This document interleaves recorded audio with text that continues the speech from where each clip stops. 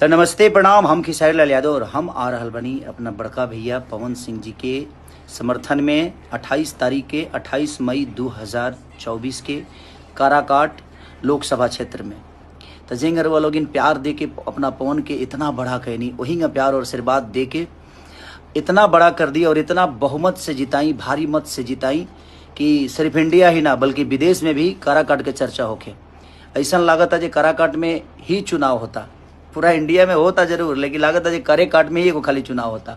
तो हम आ रहल बनी विक्रमगंज, नोखा, ओबरा, गोह और बारूड़। तो ये 5 जगह पर हम आ रहल बनी अपने भैया के साथे, उनका समर्थन में। उनकर चुनाव चिन्ह बा कैंची छाप, जे विकास नहीं के लिए ओकरा के काट के हटावे खातिर कैंची छाप मिलल बा उनका। तो वो लोग आई और हमरो सबसे मिले आवतनी, हम और हमारे बड़े भाई पवन सिंह जी।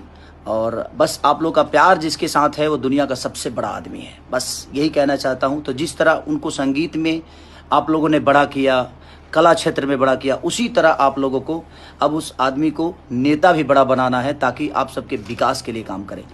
तो लव यू, हम मिल रहे हैं 28 तारीख को आप सबसे काराकाट लोकसभा क्षेत्र में और विक्रमगंज से स्टार्ट करेंगे हम। तो love you all, thank you.